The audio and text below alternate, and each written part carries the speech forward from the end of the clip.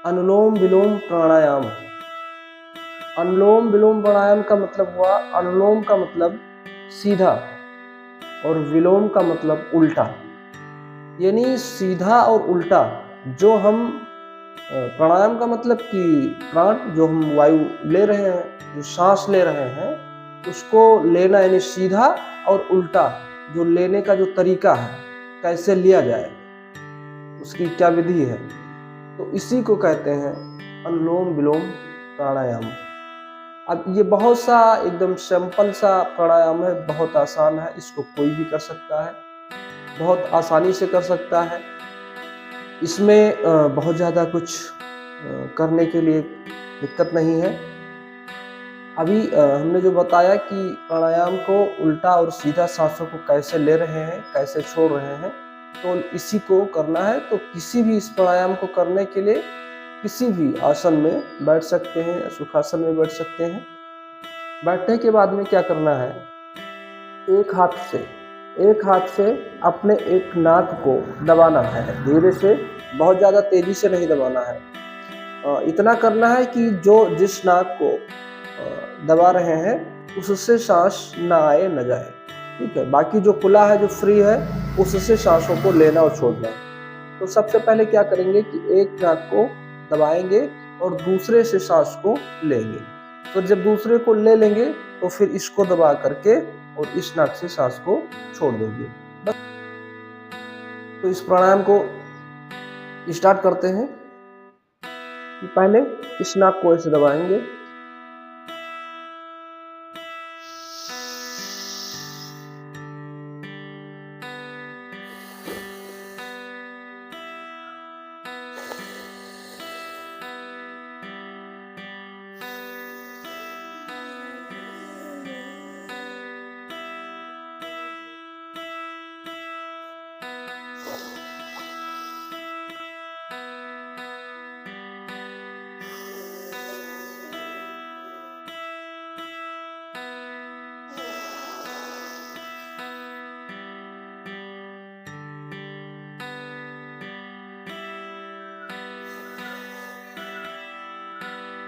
बस सीधा सा सिंपल सा है कि जिस नाक से सांस लेंगे, एक नाक से अगर सांस लेते हैं तो छोड़ना इस नाक से है, और जब इस नाक से छोड़ेंगे तो फिर इस नाक से सांस लेंगे और इस नाक से छोड़ते। बाकी दिनचर्या में क्या करते हैं, दोनों नाकों से सांस लेते हैं और दोनों से छोड़ते हैं।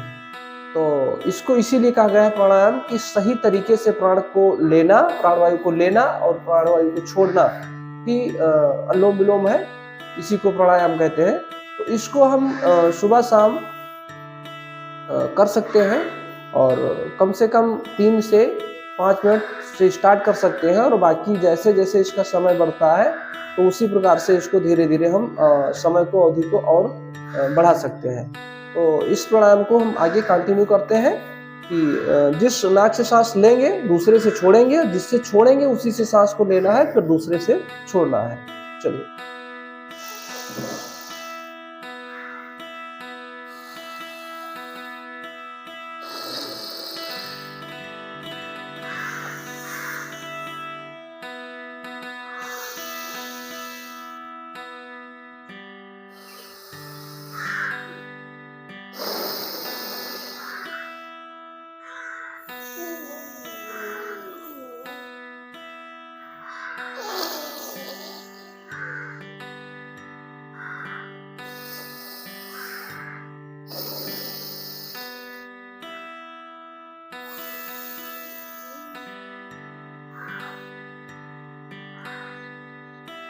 इस प्राणायाम को करने का यही तरीका है, और यदि इस प्राणायाम को करते हैं तो इससे बहुत सारे फायदे हैं, बहुत सारे बेनिफिट हैं। सबसे पहला तो हमारे शरीर में यदि रक्त विकार है तो इसमें काफ़ी फायदे मिलते हैं।